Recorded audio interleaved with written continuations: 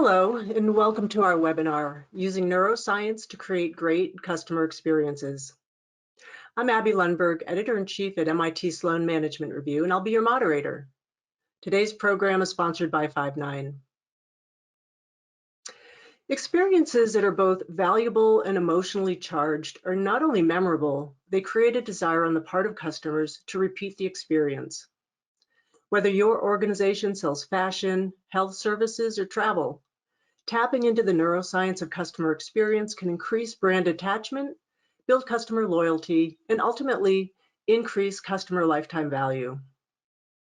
In his recent article with us, titled The Neuroscience of Customer Experience, author Paul J. Zak shows how pairing neurological insights with design thinking can help companies innovate with greater precision and consistency. Paul joins us today to explain the 6 components of extraordinary experiences and why attention and emotions are the keys to creating them. Paul is a professor of economic sciences, psychology, and management at Claremont Graduate University and the founder of Immersion Neuroscience.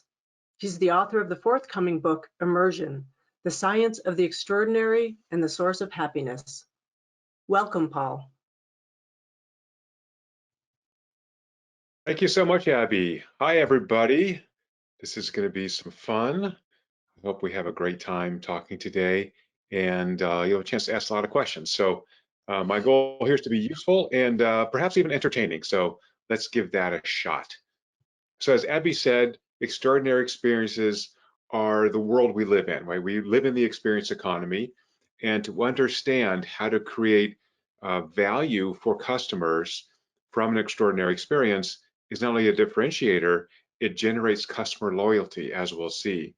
And when we get to extraordinary experiences, to me as a neuroscientist, it's a neuroscience problem. So I want to start with the neuroscience, then go to the applications. This will be very practical, no jargon. So just want to kind of go through the science of this so we can more precisely create extraordinary experiences every time customers interact with our businesses. So extraordinary experiences come as a package. They tend to be unexpected, emotionally charged. They narrow the customer's focus to the event itself. They're easy to remember for reasons that we'll see in a moment. They're almost always social. There's a social or human component to it.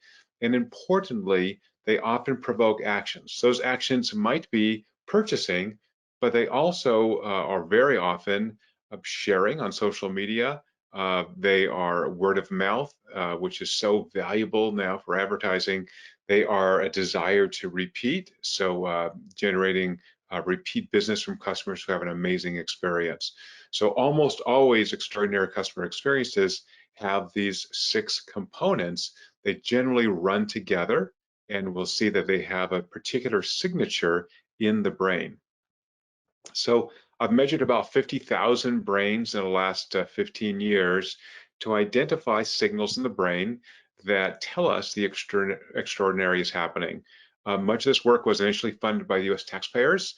I want to thank the US Department of Defense, the US intelligence community that spent a lot of money so they could create experiences and provoke actions after messages. So the goal of that funded work was to reduce conflict. Can we actually communicate more effectively to reduce conflict? And you can see that it's not a big stretch to go from understanding the neuroscience of effective and persuasive communication to creating an amazing customer experience. So this brain state that I discovered in all this work, I call immersion. Kind of sucked into this experience, right? You're really focused on it. You're having an amazing time. People can't always articulate consciously what's happening, but there's a very specific signature that we see in the brain that tells us the extraordinary is happening. And so once we see that signature, then because I've measured so many people in a variety of experiences, we can begin to reverse engineer the process of what it takes to create an extraordinary experience. So one of the extraordinary experiences I had was speaking at TED about 10 years ago, and very stressful in many ways, but also very exciting. I had 10 months to prepare. You're on this big stage. I had props. I had memorized my 18 minutes. And what we find in the brain is experiences like my TED Talk have these two core signatures in the brain that are convolved. One of those signatures is attention. If I'm not attending to what I'm doing, it's not going to be a great experience. If I walk into a store, I'm distracted by this or that rather than interacting with a salesperson, or if I'm at the movies and I fall asleep, it's not going to be a great experience for me. The second is what I call emotional resonance. So that is the value that our brains place on that experience. So how much that emotion is absorbed by the person having the experience, right? Is this experience really valuable? For me, when I gave a TED Talk, I was very focused, believe me, and kind of stressed out. But after the first, I don't know, 15 or 20 seconds on the stage, which my knees were a little wobbly, after that, I kind of got my first laugh. I was having a good time, and the audience felt it. I felt it, and so there's this social sharing that goes on in extraordinary experiences. Again, we can have them by themselves, like watching a movie, but watching a movie is also social, right? Even if you're by yourself, those that story is a human scale story. Those people on screen are actors. Even if they're not actors, if they're robots like Wall-E, you know, we just anthropomorphize them. So this immersive experience, again, almost always is social. A couple exceptions, but really not worth mentioning. So when we did this work funded by the US taxpayers, we had to ask, how do we know an experience is extraordinary? If we ask people, they can't tell us. And this is why in market research, terms like liking very poorly predict market outcomes. If liking predict market outcomes, then 80% of Hollywood movies would not lose money, which is true for the last 30 years, right? So if we knew what we liked, we could just ask people. But liking is asking people to reveal their unconscious emotional experience, and it's just not very effectively done consciously. And yet emotions are the currency of neurologic value. So how do we know this emotional state is engaged? Because we can observe the outcome.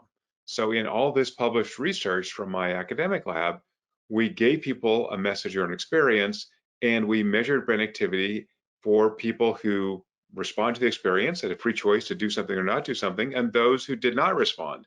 And over, again, many, many years of experiments, winnowed down about 140 electrical signals from the brain down to these two core signals that capture attention and emotional resonance.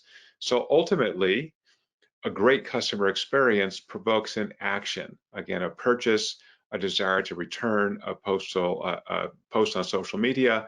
And so that's how we know the extraordinary is happening, and that's how we reverse engineered this process. So now let's get to the kind of value prop of this. When experiences are tagged as emotionally resonant, they're actually saved in the brain in a very particular way in which they are more easily accessible. So if you think of really highly emotional experiences in your life, 9/11 or birth of a child, something really amazing, you can recall those with great clarity and quite easily because the brain has tagged them as important.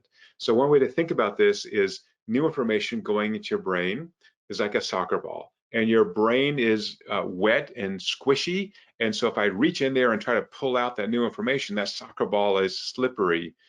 But emotions are like putting grippy handles on that soccer ball. So I got a bunch of handles, and now even though it's wet and slippery, I can grab onto those handles and pull out that soccer ball of information. So that's why tagging customer experiences with emotion is so important. So first thing I've got to do is get your attention. You've got to be present. Well, this is not going to be a great experience. And the second is I've got to create an experience that is really emotionally compelling for you. It feels like, man, this is the best thing that's happening right now. So interestingly, nature is very conservative, and the same pathways that evolve to help us fall in love, to motivate us to care for our children, those same pathways or very similar pathways activate when we have amazing customer experiences. So it really is getting down to this kind of notion of love. And what happens when you love someone? You want to repeat it. You want to see that person more and more. The same is true for extraordinary experiences. These pathways in the brain create a desire, even a craving, I would say, to repeat them. So how do we know this is happening, right? I'm going to show you some raw data in just a second. This is an MIT seminar after all. We got to have a little bit of technology, some real data, deep data, very quickly, just to show you what it looks like. But ultimately, the brain takes so much energy to run that it's really a miser. So when we see this state I call immersion emerge, then we know that something extraordinary is happening because the brain is putting a lot of metabolic energy into being immersed in this experience. So from a CX designer, a sales associate perspective, the brain just wants to idle. The term of art for that is homeostasis. I just want to cruise, it saves energy. But if I can create an experience that is immersive, that is going to be extraordinary for the customer. And when I do that, I get all these downstream effects. The great feeling initially, I really enjoy the experience. I get the memory of that experience saved in a very particular way, and I generate this desire to repeat it. So all things that really make this experience valuable from the customer's perspective, but also from the provider's perspective. One thing that the neuroscience buys us, besides measurement, is knowing what inhibits immersive states. So one of the factors that is a potent inhibitor of immersion are high levels of stress and anxiety. So we look at this sad cake picture. This poor clerk was just not paying attention, right? They were busy. They just didn't think about it. I mean, it's funny, but it's also sad. This poor person was probably overwhelmed, and they're just trying to do their job at the bakery. So how do I inhibit that stress response or reduce that stress response if I'm interacting with a customer? One is take your time. Let that customer take a breath, be fully present. Don't be too pushy. Don't talk fast. Make eye contact. Introduce yourself. Handshaking's back. I've been traveling. Everyone's shaking hands again, which is nice. I mean, I don't want to rub my face after I shake hands with people just in case, but shaking hands is there. So introduce yourself, right? Don't crowd people. Don't stress them out. If they're waiting a long time, that's a stressor. So many companies now have empowered frontline employees to solve problems directly. Four Seasons Hotels was one of the first to do this, but yeah, solve the problem. Don't, if I ever hear I need to go get my manager, I'm like, this place sucks, I hate it, I'm not happy, right? Solve my problem, I'm talking to you. So lying, deception, all that's bad. Social creatures are really good at picking up people who are trying to pull the wool over our eyes. The second factor neurologically that inhibits the ability to be immersed in an experience is testosterone, which is driven by competition and hierarchy. So this is a hard sell. I need you to buy this product now. Oh, really? Is it about me, the salesperson, or about you, the customer? How about, I think this product's going to solve your household problem. Okay, awesome. Let's talk about that. Now you're serving me. You're not taking from me. So again, in this competitive or hierarchical situation, the focus tends to be on dominance, on someone being in charge, telling you what to do.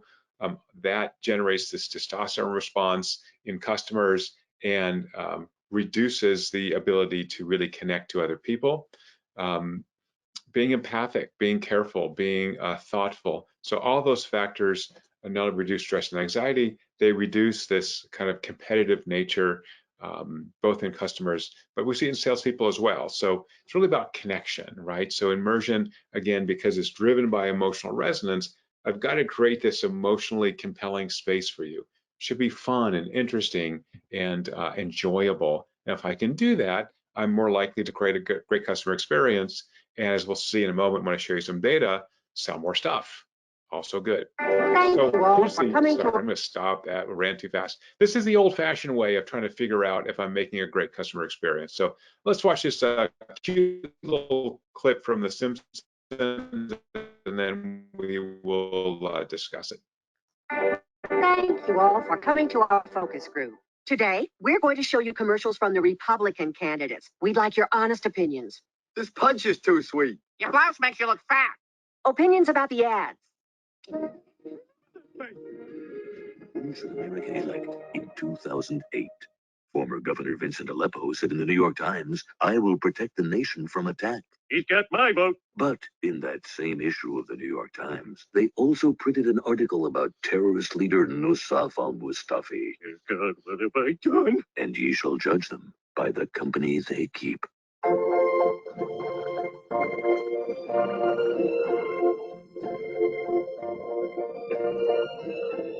my God, they're going steady. Did everyone see that? So, what do we think? Well, I thought every part of it was good, but overall I hated it. I feel exactly the opposite, but the same. That was the best milkshake ad I've ever seen. Makes me want a milkshake. Okay, so that clip is silly, but it gets to an important point, which is if we ask people what they like, we're asking too much of the conscious part of the brain. We're asking the brain to reveal its unconscious emotional states. So if I asked you how much your liver enjoyed your breakfast this morning, you'll go, that's just a stupid thing to ask. My liver can't talk. But somehow we think because the brain creates language that we have insights into our unconscious emotional states, and unfortunately we do not with any accuracy or clarity. And so if you ask people to rate something, they'll rate it because you're forcing them to do it. Doesn't mean it actually is revealing their emotional states. And this is where technology comes in. So technology can resolve that. So when we started doing this work, we thought, let's make sure that besides the scientific experiments, so let's look at natural experiments to make sure that we can really predict outcomes.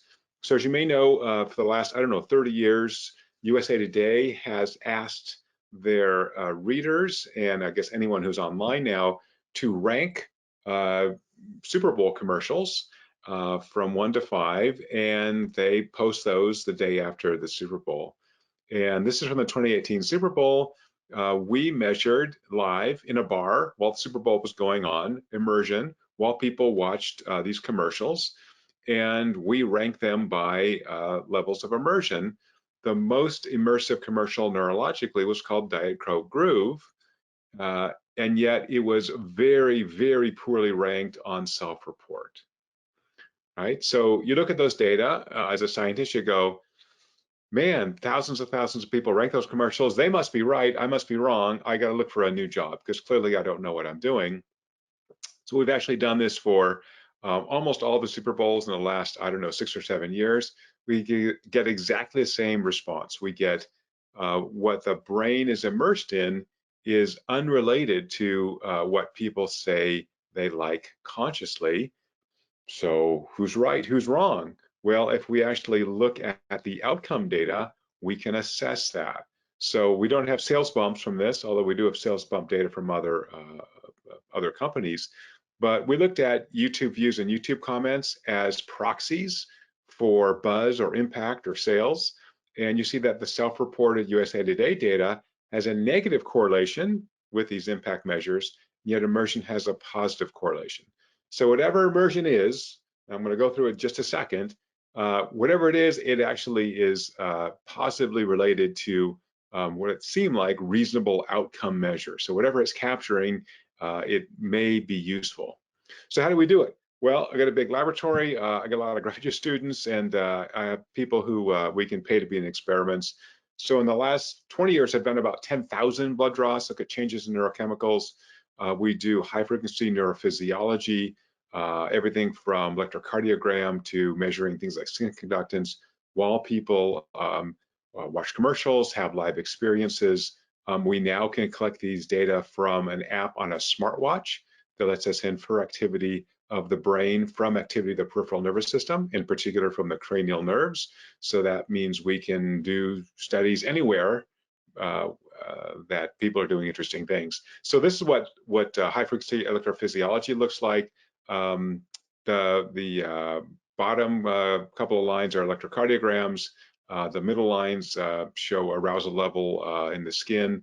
We've measured everything from temperature to respiration. There's all kinds of measures that we derive from this, as well as directly measuring the brain using functional MRI and high-density EEG. And again, used all of these data streams to winnow down those signals in the brain that accurately predicted what people would do after a message or an experience. So I'll just move forward. Given all of this information, then again, we're going to reverse engineer the process so that you have insights into how to create extraordinary customer experiences without having to measure brand activity. Although, of course, if you want to measure, it even makes it more precise. Okay, so design thinking has 5 kind of classic stages associated with it, and each of those can be made more precise by drawing insights from the studies that we've done. So I'm going to go through those in a minute, but those 5 steps are empathize, define, ideate, prototype, and then test. So let's see if we can improve those, because those are very broad categories, and improve customer experience with insights from neuroscience. So the first thing is empathize. So if you are asking customers to go through an experience that you want to measure, first thing is to make them comfortable. So as we discussed earlier, anxiety reduces the ability to be immersed in the experience. And so oftentimes what you see with market researchers is they want to rush people through some experience because they got, deadlines to meet, got to get 5 people through today or 10 people through today. I got to work fast. Slow it down, right? So establish psychological safety, make sure people are comfortable in the environment. If they're rushed through this, you're not going to get very good data. So to do that, you can do things like when you check people in, have chairs, don't make them stand, offer them snacks and water, get them comfortable, introduce yourself, right? Say hello, say your name. And then as they start to go through this experience and you want to observe individuals, use open-ended questions. And in particular, look for emotionally revealing words. So if you can record these experiences, you can use technology like natural language processing to extract out those words that leak out that can capture some of the emotional experiences. Again, tends to be less accurate than measuring brain activity directly, but still it's a measure, and it's a measure that you can do. You can find natural language processing software for free online, so you can do it at very low cost. Active listening, asking questions when you see things that are interesting or frustrating or people love or hate, that's when you want to dive into that. Certainly you can measure experiences as we have done using all kinds of wearable technologies, everything from eye tracking glasses to measuring immersion with smartwatches. Interestingly, because immersion, this neurologic state that tells me an extraordinary experience is happening, is contagious, and that's the way most customer experiences happen, it's actually better to measure people in groups. This gains you ecological validity, but also groups reinforce each other. So if you've ever watched a comedy at home, say on Netflix or Hulu, you can laugh, but when you're in a theater with a lot of people, a couple hundred people, people laugh a lot more. So there's this contagion effect. So sort of kind of key takeaway from the neurosciences, people are almost always having customer experiences en masse in groups, and so they should be tested that way when you seek to understand the experience that people have so you can improve it. Next up, try to define the frustration points that people have in an experience. So again, the goal here is to measure. You can identify this neurologically. So here's actually some real data. The red parts from the Immersion Neuroscience platform identify when people are just tuned out. So we call this indifferent. The gray means they're doing okay. This couple green dots are like, these are great peak experiences, awesome. But otherwise, these are experiences that are mostly not very good. If you're not measuring directly, you can look for behavioral tells, things like feet shifting, head scratching, curt responses, frustration, right? So if I can't do something, or I have to ask questions, or I'm confused, right? All that is super valuable intel in order to remove the frustration points from these customer experiences that you're trying to improve. So in particular, frustration manifests neurologically as being attentive to the experience, but not getting any emotional resonance from it. So I'm here, I'd like to have a great experience, but it just ain't happening, right? And so that generates this level of frustration.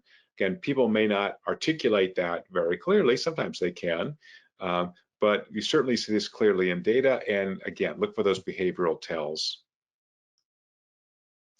Step 3 is to ideate. Whoops, sorry about that. Step 3 is to ideate. So once you've defined the problem that customers seem to be having, then we want to get to ways to solve that.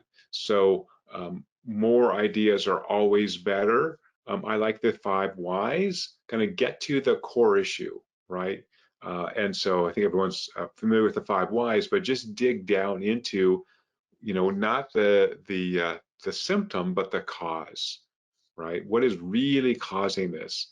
Is it the way I've structured that experience? Is it the physical space? Is it the individuals?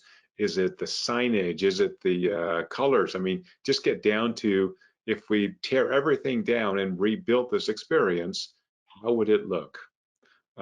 It's really important to allow anyone to say anything, to have a big wall of possible ideas. You can do that by having more young people in the group who are less tied into experiences that tend to limit what we think. We who have old gray hair think we've actually learned something. Sometimes we have, but sometimes we want to have those fresh ideas.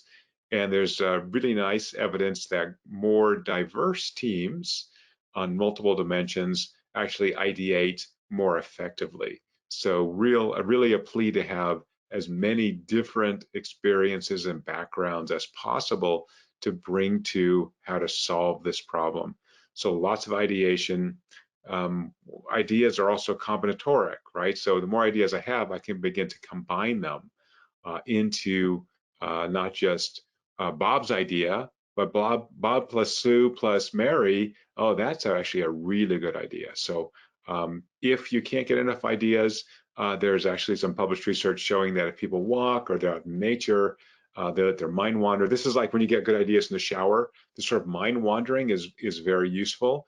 It is important to put a time limit on it, though, because a moderate level of stress, a goal, a time-limited goal, actually helps focus the brain. So we want to be slightly unfocused, walking around, but knowing that, hey, in 2 days, we got to come up with 2 or 3 solutions to show to the boss. So yeah, good wandering around, great, wonderful. But at the same time, you also want to make sure that you have a goal, so we know, when people are, being done. Okay, next stage is to prototype your solution. So I live in Southern California. I've been to Disneyland 4 million times, and they are really the masters at creating great solutions. So as you may know, they have this division called Imagineering, and they have what they call the holodeck. They have this 360 set of screens where they can visualize new attractions that they're building. And my team and I actually went to Disneyland some years ago and measured immersion. And we found not only are almost all of the attractions we went on, in the 90th percentile and above, oftentimes the entrance to rides was more immersive than the ride itself. And the entrance to rides use something that's now been called narrative CX, a narrative consumer experience. That is, I'm creating a story about this attraction. So I may be riding a roller coaster at the end of the ride, but it's set up in a narrative that oftentimes doesn't need a narrator, although sometimes Disney has narrators, but I can see what this space is like. So the picture there is from the attraction for the, you guys know it, what's the movie with the, I just lost it, the Harrison Ford movie, Raiders of the Lost Ark, sorry, little brain fart there.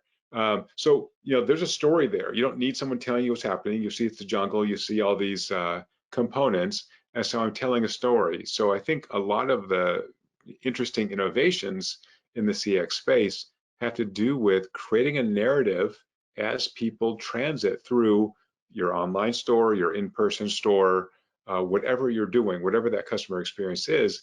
If you can create a narrative around it, what we found in our 15 years of research is that a narrative is the most effective way to sustain immersion in individuals. So we are built for story, and if that story has a narrative arc, if I build to a peak moment, that peak narrative arc, the highest immersion point, is exactly when you want to try to close a sale, right? So you can, again, prototype that and test that, but you've got to test it on, real customers. So real is important here because the brain actually devotes more metabolic resources to experiences that are relevant to us than ones that are not. So if I'm I don't know, if I'm looking for a new mattress at the furniture store and the salesperson is showing me chairs, I got plenty of chairs. I don't need a chair. Don't try to, bait and switch. Don't try to sell me something. I don't care about chairs. I just care about getting my mattress because my back hurts, right? So, that, again, after you sell me the mattress, you might want to tell me the bed frame and the matching furniture. That's a different story, but you've got to actually solve that relevance problem first.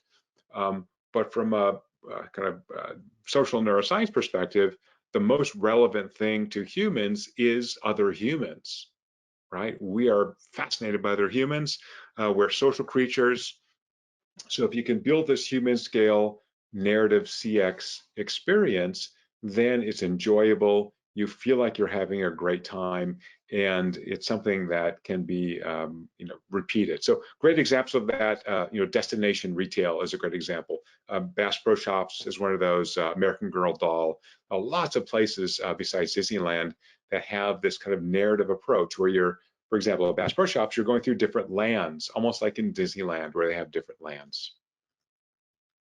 Okay, and then lastly, bring your solution to market and test, right? So the prototype is testing a minimum viable product with real customers, seeing how it works. And then what you want to do is then try this out and begin to refine, measure. For which customers does it work? Which ones does it not work? Everyone's not the same. Right? So one of the, I think, great innovations from one of my favorite business books ever, The Experience Economy by Pine and Gilmore, is the plea to customize customer experiences at scale. Right? That can be done by really knowing your customer, knowing who your super fans are, knowing who doesn't like this, right? If they don't like it, how about giving them an alternative narrative experience? How about giving them a different path?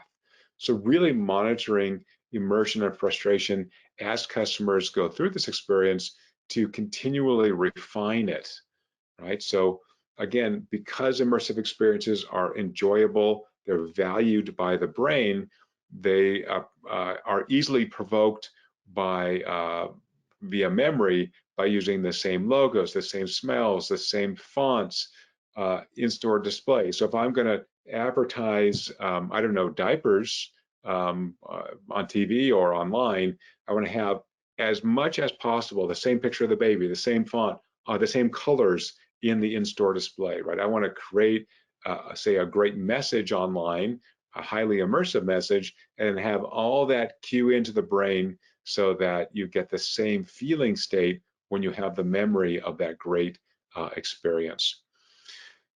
And then always recognize your return customers for sure. These here are your super fans. They want to be there. Give them love, give them loyalty, give them free stuff. Let them work for you. So what we find is Neurologic super fans, unprovoked, will help spread the word about what a great experience they've had, often on social media, but also through word of mouth. These people are leverage points. Let them, be special. Give them swag, give them some kind of love, show them some love, and they're going to show that in return. And also, it turns out that you want to begin to also iterate on these experiences a little bit. So the brain loves the new thing. We actually are built to identify new information. And again, from the Disneyland perspective, that could be that these experiences are so rich that I'm constantly finding new things.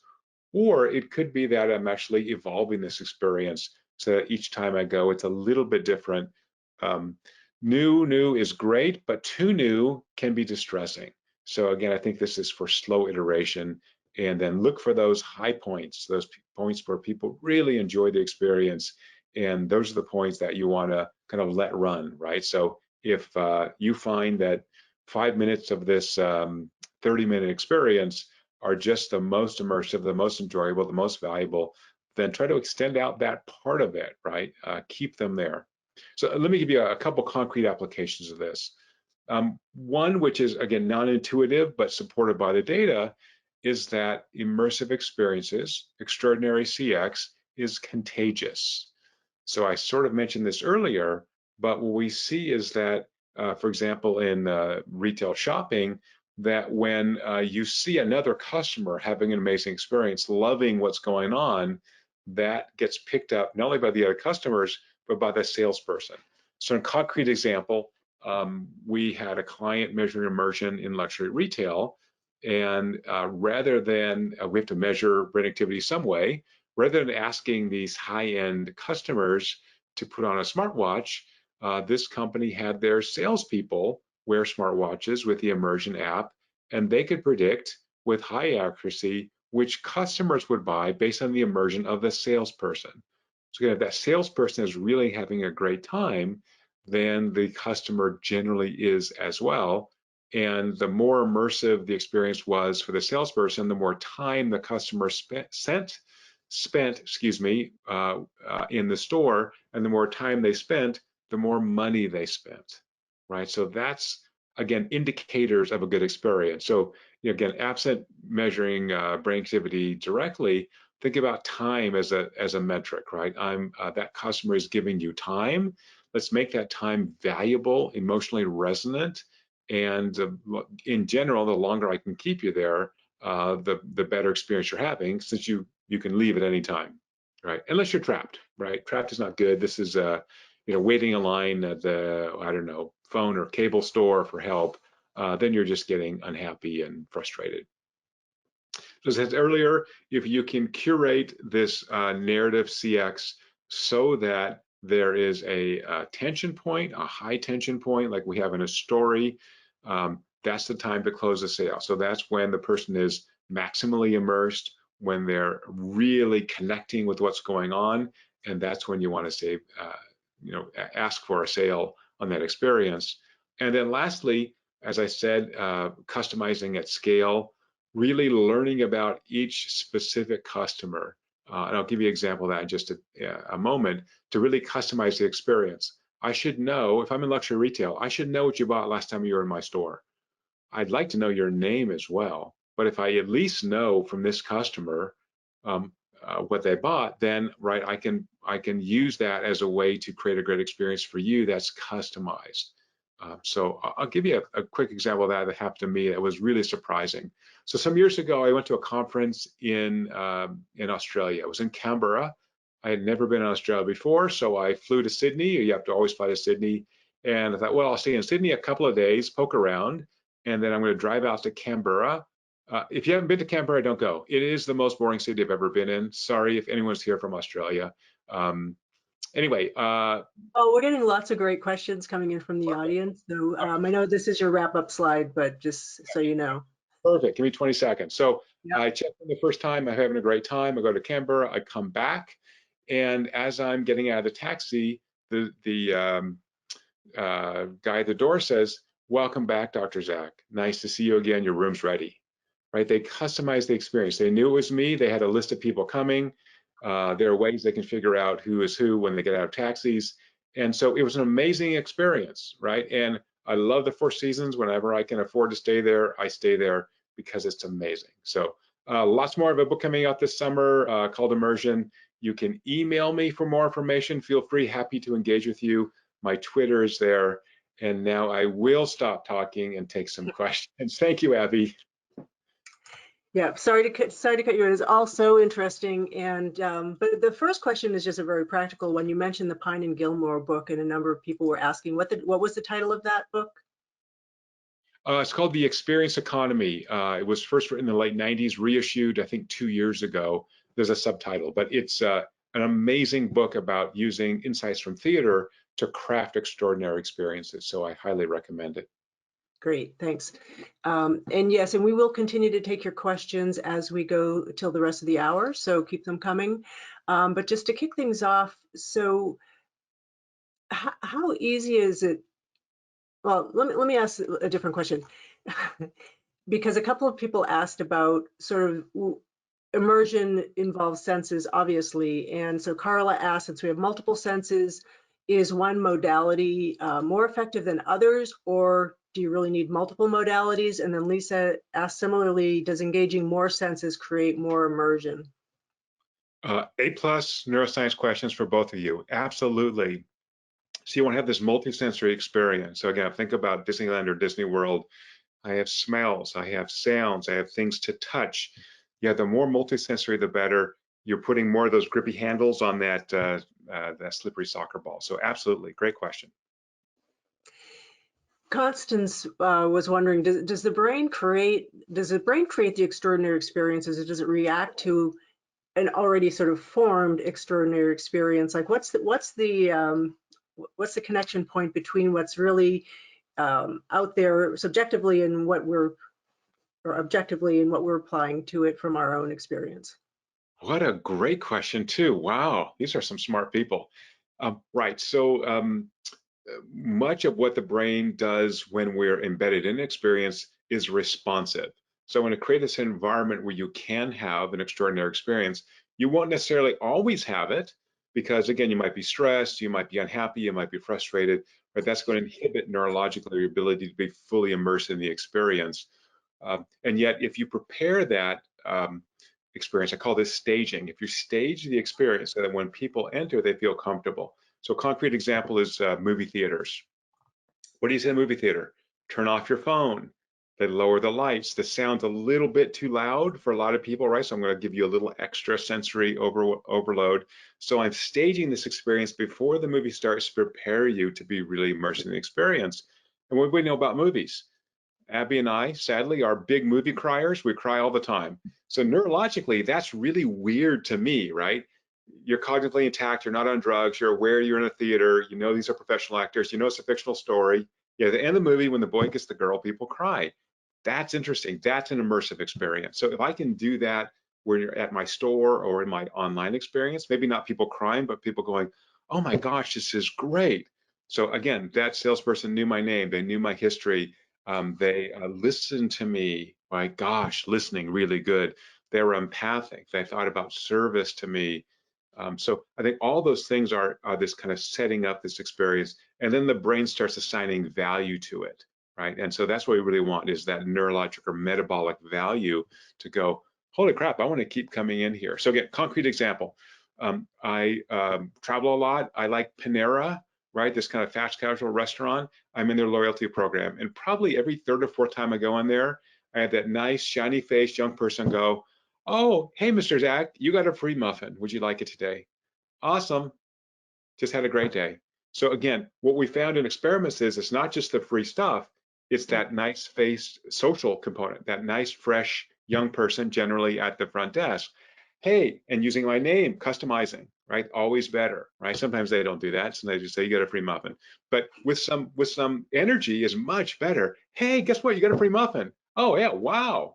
As opposed to you want to use your free, right? Different story, right? So part of this is training. It's matching people's personality types, but also thinking about from the employee's perspective, how can I make this an extraordinary experience, and having that be part of your lived organizational design. It's got to be extraordinary. There's a ton of other places I can go but Panera. Why do I go there? Pretty healthy food. People are super nice. I get free stuff all the time, and it's everywhere. That's pretty good. So I'm really curious to know, you've talked about the role of the customer experience person, the salesperson, the person behind the counter. But you also talked about the importance of the shared experience, and when you're trying to measure and design your experiences, because you can sort of tee off of each other. So a couple of questions around that. One is, a lot of experiences online are one-to-one. We don't, it isn't a social experience. We're not in a movie theater with other people. We're and I know some retailers have tried to, do shopping with a friend and that kind of thing, but so how important is that collective experience to an online experience, and how do you replicate that or replace that? What or mitigate the fact that you don't have that social element? Mhm. It's a good question, Abby. I don't think I have the perfect answer for it, but let me give you a couple slices on it. So for many years, I consulted with Zappos, online shoe and clothing seller, public information, because they let me put a lot of their data in my last book. And if you guys have ever called up Zappos, they're amazing on the phone. I mean, they hire the best people. It's an amazing experience. They recently had their longest phone call ever, which was 10.5 hours. They don't script it. This person was having a crisis and they were having a nice time talking, and they just stayed on. Their other associates brought them food and whatever, and it was just amazing. And those associates can send people flowers and cookies and send you free shoes if you need it. Like they'll create an amazing experience. But if you talk to the folks at Zappos, they'll say our online experience not any better than Walmart, right? That was actually a quote from a guy at Zappos. So they're aware that if I'm talking with a human, I can create this great experience. It's almost like the last question. Because that person's so warm, they really want to help you. Zappos will actually go to another company and get you what you need if they don't have it. Like, gosh, don't you love these people? So again, they didn't make a sale, but they created a super fan, right? That's what I want. So online is much harder. I think one of the solutions I'm seeing is intelligent bots. So not as good as a human. I think the chat is just there's too much latency on that, doesn't work as well. But I think once we actually have intelligence bots, if I'm on the site long enough, hey, Paul, great to see you. Nice to have you back. I may know that's a bot, but it still feels good. Again, it's like me crying at the movie. I still feel like someone's connecting to me. So I think the solution there really is AI and voices. And if you think about why, I can't say it because I have one of them next to me, those boxes from Amazon or from Google or other places, Apple, they have really generally nice default female voices. They're very warm, they're very friendly. And that wasn't a mistake. That was by design. So I'm not saying men can't do this well, but I'm saying that warmth, that empathy that you feel when your box, talks to you. We can try to do that online as well. So one other question relating to the group experience, and you were saying that was important to do. However, Kathy asked, so when you're working with a group, and she referred back to the Simpsons video, if you have one very negative person in the group, does that affect when you're not doing a focus group, when you're doing your immersion study, how do you focus a group on positive resonance? Perfect question, Kathy. Thank you. Part of that is identifying where the frustration point comes in. So you may have someone who baseline just isn't happy. The dog died today. I mean, I don't know why. And so you may want to remove them from the group, right? Because they can bring it down. We see this in focus groups all the time, right? Where one person kind of begins to dominate. But I think from a sales perspective, like when you have couples, so I've worked a lot with financial services companies, and you have, one couple that wants to do this investment, one member of the couple, one who doesn't, or buying houses. And so you really want to resolve that conflict. Hey, I don't want that. I may make the sale, but it can fall through, right? So I want to make sure selling some big ticket items, cars. Let's make sure both members of that couple are happy. If you have a frustration, even though you've created a great experience for one partner, the other person isn't, and that's going to drag them down. So I think, Kathy, you're exactly right. So I think really address that issue right away. And you can, if you're over, I don't know, 12 years old, you can see the tails right away that, they're not happy, they're making eye contact. You go, look, hey, you don't look that happy. Let's just stop. Let's take a break. What's going on? And it could be like, the dog died and I just don't want to be here. Awesome. You know what? We got coffee and donuts in the other room. Why don't you just go chill out? And we'll come back. Just you don't need to be here. I bought a rather expensive car some years ago, and had my daughter with me, and my wife wasn't there, and she's like, buy whatever you want. And then the guy said, you know what? I really want your wife to see this. So I'm not going to sell it to you today. Just take it home. Make sure she's super happy. The last thing I want is to sell you this car and your wife. And I'm like, just leave your old car here. Just take it home. I don't know, give me your light driver's license. It was so nice. And he trusted me. And he was, I live in LA. He goes, like, don't drive to Vegas. I don't want that many miles in the car, but yeah, just drive home, make sure your wife's super happy. Like, it was such a nice experience. And I love those guys now. I always, they make money on the service. And so they made a lot of money on me, but they gave me a great experience, which is, hey, I just want to make sure everyone's really happy here. So here's another really interesting question. David asks, if stress and rushing has a negative effect on the customer experience and the immersion and the likelihood to buy, Why do so many companies use that hurry up, rush now, where there's only one left at that price? Like, is that effective, or are they making a mistake? It is effective, particularly for infomercials and online, right? Because operators are standing by, try to keep calling, because it puts in the sense of scarcity. So again, because I've got to bounce you out of this homeostatic state that your brain's normally in, like, hey, I'm looking for a prop now. This little tchotchke, blah blah blah. Maybe I'll buy it, maybe I won't. But if it's scarce, right, it means that presumably the other humans are doing it. So we are social creatures. So I want to put some urgency into this from a customer experience perspective, but I also want to be careful that I'm not stressing you out. So there's this fine line. Almost everything about you is an inverted U curve. So a little bit of stress, good. Too much stress, bad, right? So I want to generate some urgency. Like, this is amazing. Even waiting in line like at Disneyland, that's building anticipation, right? So like, holy crap, am I going to actually get in? Will I get on the next roller coaster, or I got to wait for 3 more? And so that kind of anticipation actually is valued by the brain, which is also kind of weirdly messed up. Again, almost everything in the brain's nonlinear. So yeah, it's again another A+ neuroscience question. All right, so here's another neuroscience question. Valet asks, how practical is collecting the electrophysiologic data?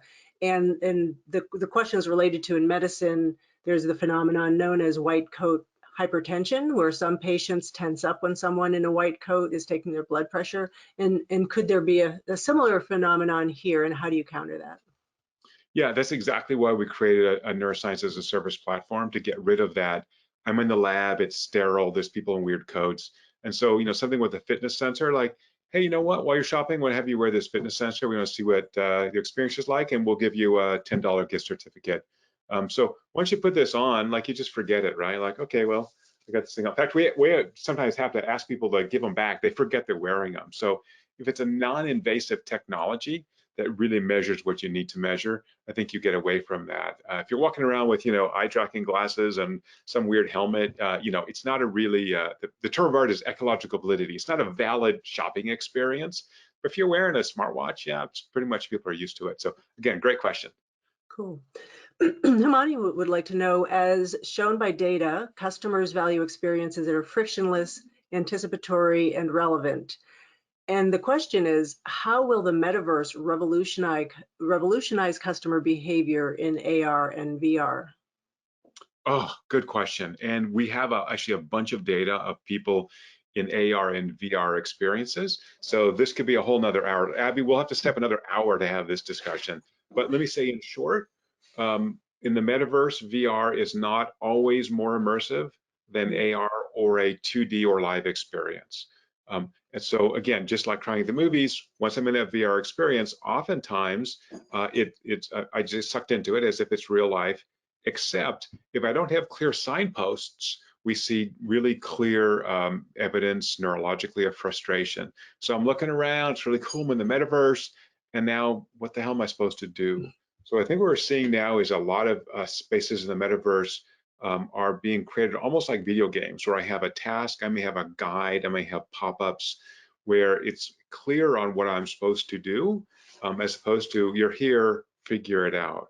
AR in general is quite immersive, we found, because you're interacting with your screen, but you're also in the real world, where you're not in this totally kind of artificial world. So I think, to be determined. I think to the extent that we can create a path for you, a guide, like leveling up, like in a video game, I think that's going to be very effective. And certainly companies are staking claims in the metaverse already and having islands and all that real estate. So I think we've got to, I'm a science guy, so it's going to be back to measurement. I think some of that's going to be great, some of it's going to be pretty poor, and over time, presumably it gets better. But think about narrative, right? I want to create this experience where I'm kind of in a story and my brain just digs it. So 2 other context questions. One is from Loretta: what other nuances of applying neuroscience principles for the B2B customer experience? Is it different from B2C, and how so? Yeah, that's a great question. In the B2B space, because the brain is working similarly, we don't see a lot of differences. I'm trying to pull data out of my head. I think generally it's going to be similar. I think there's going to be a greater focus in the B2B space on the kind of value prop as opposed to the experiential prop. Here's how this product or service will help your business create more revenue, for example. So it might be a bit more rational, but I still want a great experience, right? We still know almost all selling is relationship based, right? Particularly in high item stuff. So I still want to meet that salesperson. We're still going on sales trips. So yeah, have a storytelling, awesome, and maybe a little more on the value prop. But still, you know, all the big consulting companies, as you guys know, and you may work for them, they all have these storytelling divisions now. Microsoft does, Google does. They all realize storytelling is the most effective way to convey information. Full stop. I think you may already have answered this question with your Zappos stories, but the question is, how do you apply these learnings to customer call centers if a customer calls in to report a problem? Yeah, it's actually tough. So we have a couple of, because immersion is contagious, a couple of call centers that actually measure the immersion of the customer service agent as a reflection of what the customer is likely feeling. And so people have created technologies that hit a pop-up like, hey, they're getting frustrated, and the suggestion, slow down, use the person's name. So as you know, I talk fast. You guys have figured that out. I'm excitable. I'm not a great salesperson because I'm probably too, you know, chat. But if I use your name, hey, Abby, would you like more information? Hey, do you have a question? Is your spouse there? Would he or she like to ask a question? Right? If I can have little pop-ups that help guide me into number one, being more effective and knowing. It's hard on the phone, right? I don't get all the visual cues or physical cues that you're getting frustrated. I may hear it in your voice. So that first is, I think technology is getting much better, not just immersion, but lots of other technologies they use, for example, semantic indicators in language. But the second is really hiring the right people. So I was a consultant for many years to a very large pharmacy benefits manager. There's a big call center group. And there was a woman there who had worked the phones for like 20 years, and they were redoing their call center. And I said, who's your longest serving person? This lady, Susan. Okay, can I talk to her? Sure. I said, why, you've been here 20 years on the phone. Why haven't you become a manager or whatever? She goes, I love helping people. Bingo, we're done. I need those people. She goes, I go home at night. I know I helped you get your right prescriptions. I got the insurance set up, and people are so happy when they finish talking to me. That's the people I want to hire for the phones. What strikes me about all of what you've been saying here is that, you know, there's a lot of technology, a lot of science, a lot of data we can gather. There's a lot of different things that we can use to create immersive experience, but it still comes down, a lot of it, to the people that you have working for your company in creating those experiences. Unfortunately, we are out of time. Paul, if there's like one final thought, you know, in the size of a tweet that you want to leave people with, what would it be? I think you're exactly right, Abby. It's human plus. The technology can help us be more effective at connecting, but it's really about connection and service and showing some love to people around us. And so if we do that, I think it's going to be a great experience. Great. Well, thank you, Paul, so much. Really interesting stuff. And I think you've set a clear path for creating more valuable and emotionally rewarding experiences. And I think those two things together are so key. So thank you so much. And thank you in the audience for your engagement and your great questions. And special thanks to our sponsor, Five9, for your support. Have a wonderful day, everyone.